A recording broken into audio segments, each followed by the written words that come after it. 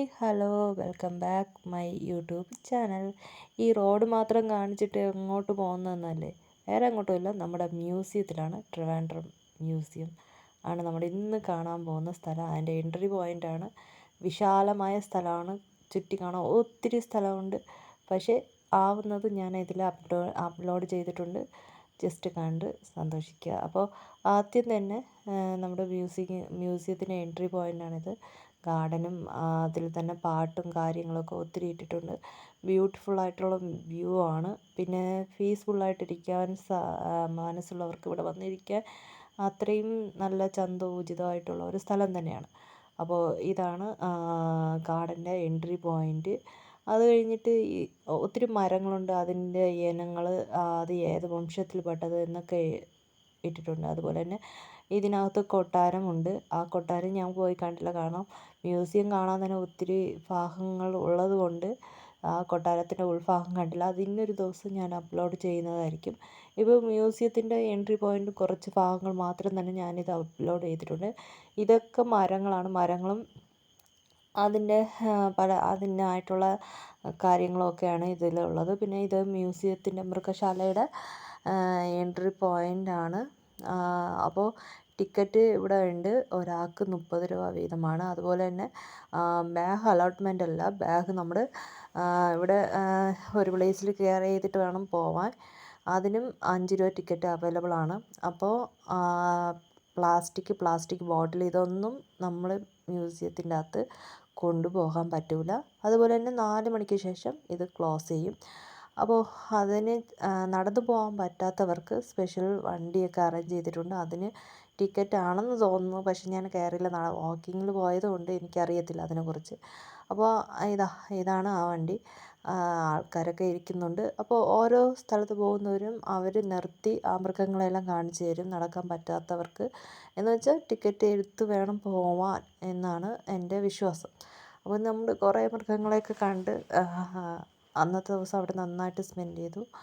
അപ്പോൾ ട്രിവാൻഡ്രം വരികയാണെങ്കിൽ മസ്റ്റായിട്ട് നിങ്ങൾ കാണേണ്ട ഒരു സ്ഥലം തന്നെയാണ് ട്രിവാൻഡ്രം മ്യൂസിയം. പണ്ടത്തെ പോലെ മൃഗങ്ങൾ ഇപ്പോൾ കുറവാണെന്നാണ് എൻ്റെ അറിവിൽ. പക്ഷേ എനിക്ക് പേഴ്സണലി എനിക്കിത് ഇഷ്ടപ്പെട്ടു. വെറൈറ്റി ഓഫ് മൃഗങ്ങളും അതുപോലെ തന്നെ പക്ഷികളൊക്കെ കാണാൻ പറ്റി. സ്പെഷ്യലായിട്ട് ഈ പച്ച ആയിട്ടിരിക്കുന്ന വ്യൂ തന്നെയാണ് അതിൻ്റെ സ്പെഷ്യാലിറ്റി. നല്ല ഗ്രീനറി ആയിട്ടുള്ള ഒരു വ്യൂ ഒത്തിരി കാണാൻ പറ്റും. അപ്പോൾ ഇതൊക്കെ കണ്ടു.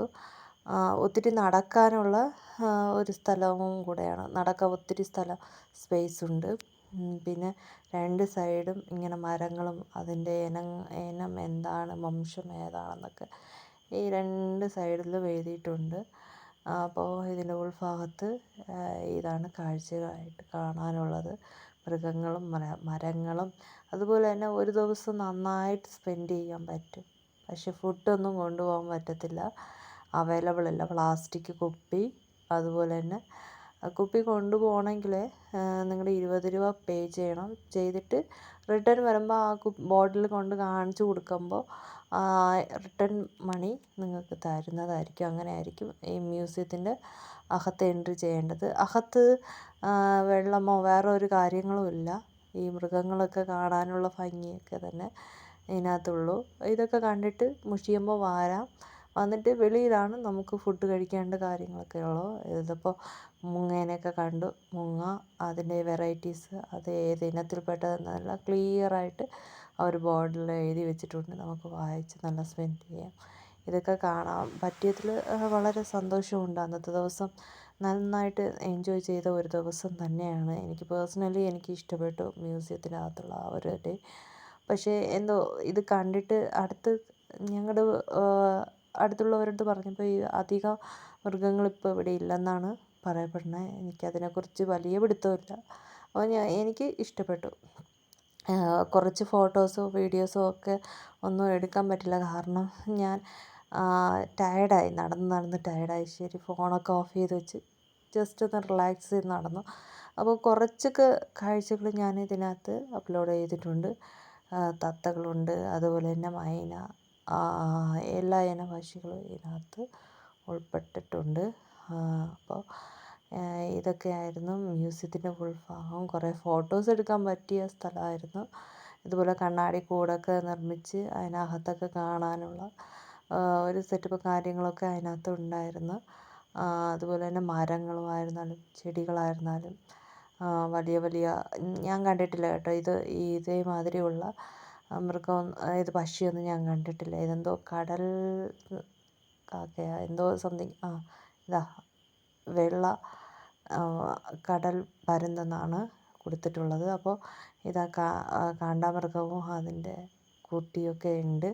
അപ്പോൾ ഇതൊക്കെയായിരുന്നു ഇന്നത്തെ കാഴ്ചകൾ. എനിക്ക് പേഴ്സണലി ഇഷ്ടപ്പെട്ടു.